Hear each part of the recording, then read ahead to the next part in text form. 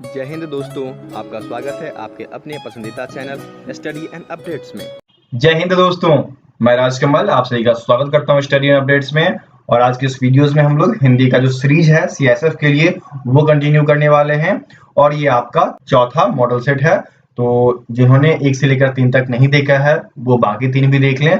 उन वीडियोस के प्लेलिस्ट का लिंक आपको डिस्क्रिप्शन बॉक्स में दिया गया है, तो आप वहां से जाकर उनको देख सकते हैं। और चलिए, जैसा कि आपको प्रत्येक सेट में 25 क्वेश्चन देखने को मिलते हैं, तो 25 इसमें भी रहेंगे।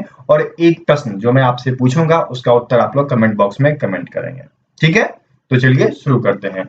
अब देख लीजिए, आपको क्या निर्देश दिया गया है कि प्रत्येक वाक्य के लिए उसके नीचे दिए गए विकल्प में से उसी प्रकार को चिन्हित कीजिए, ठीक है। यहाँ पर एक वाक्य दिया गया है और वाक्य का प्रकार कौन सा है ये आपको बताना है। जैसे कि यहाँ पर देखिए, पहले में दिया गया है प्रत्येक धर्म सिखाता है कि आपस में भाईचारे से रहो।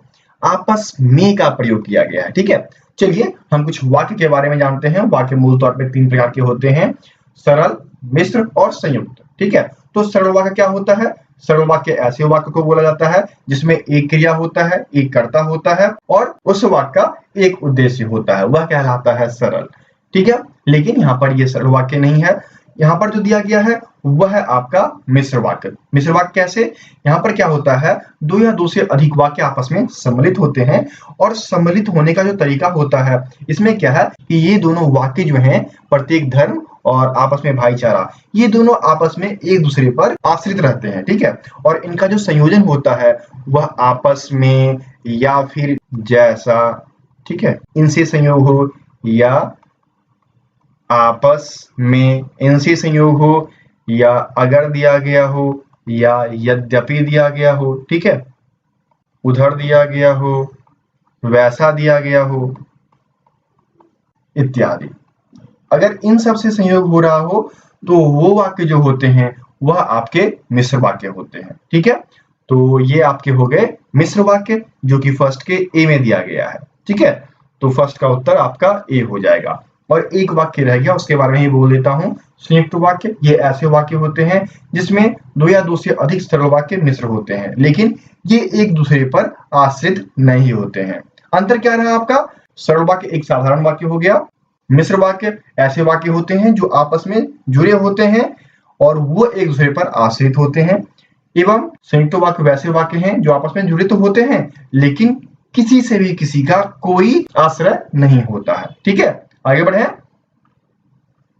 दूसरा आपको दिया गया है, दुष्ट व्यक्ति की मित्रता अस्थायी नहीं होती है। देखिए यहाँ पर क्या है, ये जो वाक्य है यह बहुत ही सरल वाक्य है। इसमें देखिए, एक क्रिया, एक कर्ता और एक ही उद्देश्य है। तो यह वाक्य कैसा हो जाएगा? यह वाक्य आपका सरल वाक्य हो जाएगा। दुष्ट व्यक्ति की मित्रता अस्थायी नहीं होती है, ठीक है। तो ये आपका हो गया सरल वाक्य जो कि फर्स्ट के सी में दिया गया है, तो फर्स्ट का सी उत्तर हो गया, ठीक है। आगे बढ़े। तीसरा देखिए क्या दिया गया है। तीसरा आपको दिया गया है कि नीति कहती है कि तुम गलत के साथ गलत मत करो। अब देखिए यहाँ पर क्या है कि 2 से अधिक वाक्य जुड़े हुए हैं और दोनों एक दूसरे पर आश्रित हैं। नीति कहती है, ठीक है, नीति कहती है कि तुम गलत के साथ गलत मत करो। यदि इन वाक्य को अलग करोगे तो इनका जो सार्थक अर्थ है वह हमें नहीं मिल पाएगा, ठीक है। और ये जो है 2 सरल वाक्य के जुड़ने से बने हैं, तो यह आपके आ जाएंगे मिश्र वाक्य, ठीक है। तो थर्ड का ए उत्तर हो जाएगा। आगे बढ़ जाए। अगला देख लीजिए, चौथा दिया गया है, अल्पज्ञानी व्यक्ति बुद्धिमान की कदर करना क्या जाने। अब इसमें देखना, ये आपका सरल वाक्य है, इसमें कोई भी संयोग नहीं है 2 या 2 से अधिक वाक्यों का, ठीक है। तो उत्तर क्या हो जाएगा? सरल वाक्य हो जाएगा। ये आपका सरल वाक्य है, तो 4 का सी उत्तर हो जाएगा, ठीक है। यहां तक समझ गए? सरल वाक्य, संयुक्त वाक्य और मिश्र वाक्य, ये 3 वाक्य आपसे पूछता है। तो सरल वाक्य एक साधारण वाक्य होता है, इसमें एक क्रिया, एक कर्ता और एक ही उद्देश्य होता है, ठीक है। मिश्र वाक्य वैसे वाक्य होते हैं जिसमें 1 से अधिक वाक्य जुड़े होते हैं और वो दोनों एक दूसरे पर आश्रित होते हैं। और संयुक्त वाक्य वैसे वाक्य होते हैं जो आपस में जुड़े तो होते हैं लेकिन एक दूसरे पे आश्रित नहीं होते हैं। और संयुक्त वाक्य की बात की जाए तो संयुक्त वाक्य जो होते हैं ये आपके और, ठीक है, फिर, या, अथवा, भी, परंतु, इसलिए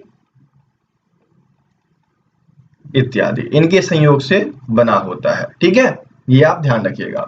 आगे बढ़े। अब आपका अगला जो है वह समास से है और इसमें परिभाषा दी गई है, जिस समास के दोनों पद अप्रधान हो। ये देखिए यहां पर आपने पढ़ा होगा अन्य पद प्रधान बहुव्रीहि। जिस समास का अन्य पद प्रधान होता है उसे बहुव्रीहि समास कहा जाता है। ठीक है, तो उत्तर क्या हो जाएगा? उत्तर आपका डी हो जाएगा। वैसा समास जिसका कोई भी पद प्रधान ना हो, अन्य पद प्रधान हो, वह कहलाता है बहुव्रीहि। जैसे कि चतुर्भुज, त्रिलोचन। ठीक है, ये सब आपके बहुव्रीहि समास के अंतर्गत आते हैं। ठीक है, द्वंद्व क्या होता है? जिसके दोनों पद प्रधान होते हैं वह द्वंद्व कहलाता है। जो संख्यावाची हो द्विगु कहलाता है। जिसमें उत्तर पद प्रधान हो तत्पुरुष कहलाता है। ये सब पता है ना आपको? चलिए आगे बढ़े। छठा देख लीजिए क्या दिया गया है, विशेषण और विशेष्य के योग से बनने वाला समास। उपमेय उपमा या फिर विशेषण और विशेष्य से जो समास बनता है वह आपका कहलाता है कर्मधारय समास। ठीक है, तो उत्तर क्या हो जाएगा यहाँ पर? उत्तर आपका सी हो जाएगा, कर्मधारय समास। कर्मधारय समास का एक उदाहरण बोलिए, यदि आपको आता है तो कमेंट बॉक्स में कमेंट कीजिएगा। जैसे कि मैं आपको एक बता देता हूं, नीलकमल, नीला है जो कमल। ठीक है, यदि इसके अलावा आपको कोई और भी पता है तो आप कमेंट बॉक्स में कमेंट कर सकते हैं, मुझे अच्छा लगेगा। ठीक है, तो यहाँ पर फिलहाल 6 का सी उत्तर हो जाएगा। ठीक है, आगे बढ़े। अब देख लीजिए 7वां, और ये सब समास से हैं। अब देख लीजिए यहाँ पर क्या दिया गया है, देश प्रेम। तो इसका क्या हो जाता है विग्रह? देश से प्रेम, यह समास का विग्रह है। ठीक है, तो यहां पर देश की प्रधानता है, प्रेम किससे है? देश से। ठीक है, तो यहां पर क्या हो जाएगा? उत्तर पर प्रधान तत्पुरुष, तो ये आपके तत्पुरुष समास के अंतर्गत चले आएंगे। कहां दिया गया है? 7 के सी में दिया गया है, तो 7 का सी उत्तर हो जाएगा। ठीक है, अब देख लीजिए अगला दिया गया है पथ भ्रष्ट। अब बताइए यहां पर क्या होगा? पथ से भ्रष्ट। ठीक है, अपने पथ से भ्रष्ट जो हो जाता है उसको पथभ्रष्ट कहा जाता है। और ये जो है यह भी आपका तत्पुरुष समास है, और यह तत्पुरुष का कौन सा समास है? आपादान तत्पुरुष समास है। ठीक है, आपादान तत्पुरुष समास।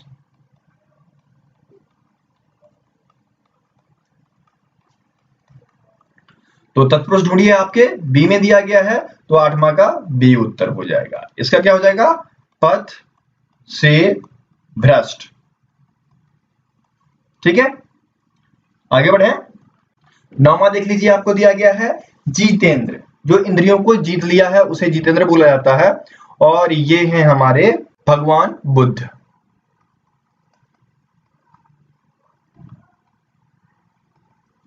ठीक है, तो यहां पर क्या हो गया?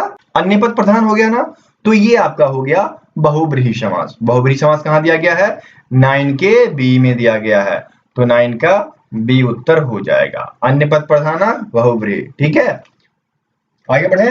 अब देख लीजिए 10वां दिया गया है सही संधि विच्छेद का चयन करना है। क्या दिया गया है? पवित्र, पु जोर इत्र, पु जोर इत्र बराबर पवित्र हो जाएगा। यह कौन सा संधि है? यह अयादि स्वर संधि है। ठीक है, अयादि स्वर संधि। तो यहां पर पूज और इत्र जो है आपके डी में दिया गया है, इसलिए 10 का उत्तर आपका डी हो जाएगा। आगे बढ़े। 11वां देख लीजिए, दिगंबर दिया गया है, दिक जोर अंबर, ये आपको ढूंढना है। ठीक है, और यहाँ पर क के साथ हलंत होगा, दिक जोर अंबर होना चाहिए था, गलत हो गया, दिक है नहीं, ये डी वाला, दिक जोर अंबर बराबर दिगंबर। यहाँ पर क जोर ओ हो रहा है ना, क जोर ओ। ठीक है, व्यंजन के साथ स्वर की संधि क्या हो जाएगा? व्यंजन संधि। ठीक है, उत्तर क्या हो जाएगा 11 का? 11 का उत्तर आपका डी हो जाएगा।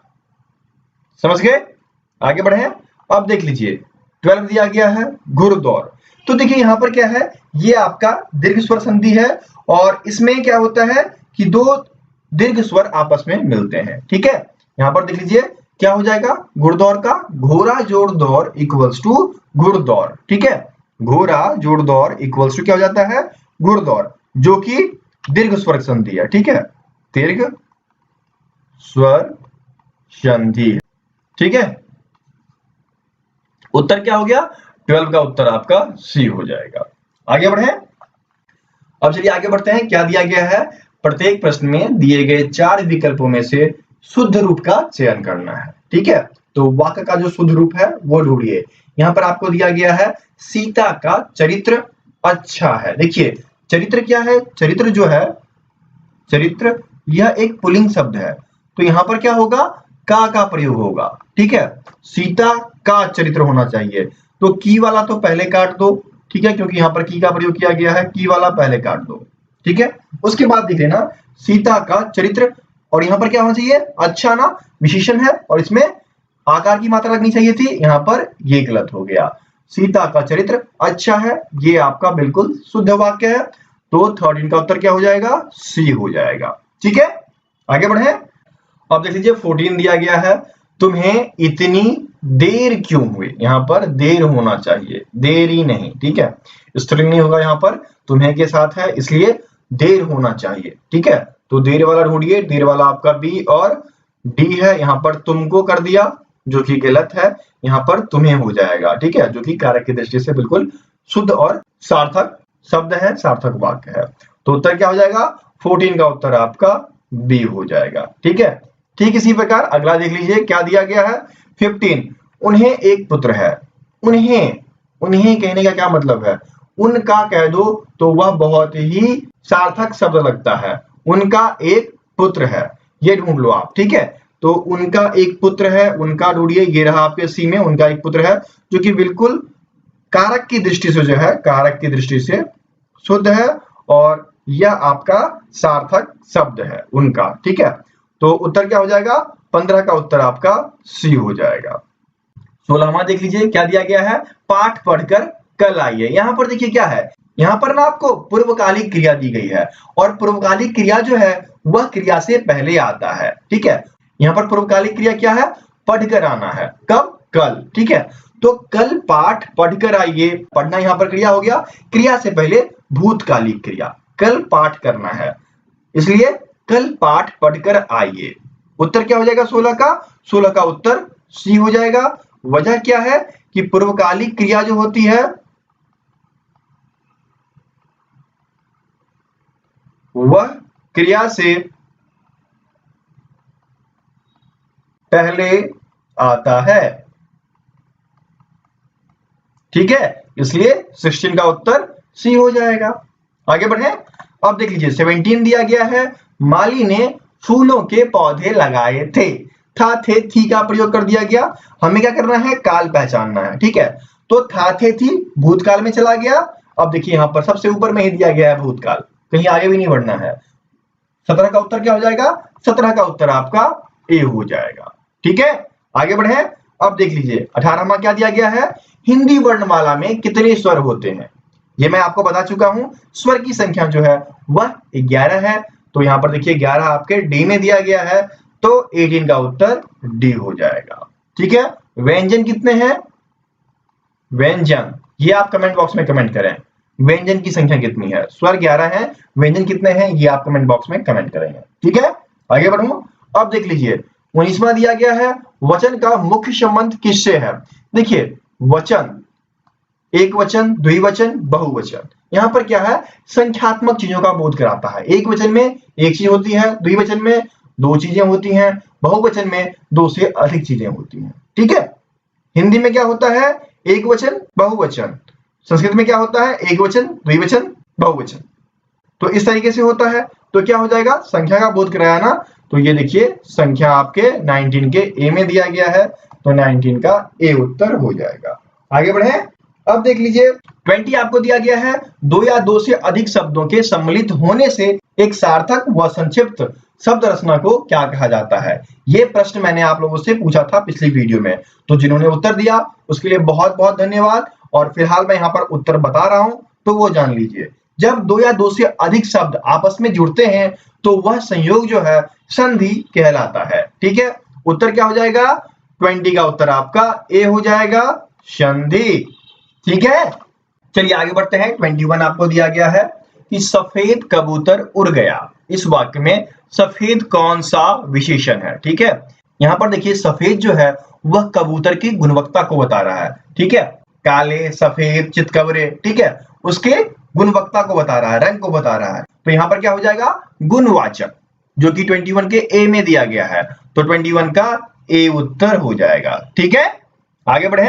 अब देख लीजिए 22 दिया गया है, मानव शरीर का पुल्लिंग अंग। देखिए पुल्लिंग अंग में क्या सब आता है, पुल्लिंग अंग लिखिए, पुल्लिंग में आपका मुंह चला आता है, ठीक है, उसके बाद आपका हाथ आता है, उसके बाद आपका कान आता है, उसके बाद आपका गाल आता है, ठीक है, उसके बाद पैर आता है, फिर पेट आता है, अंगूठा आता है,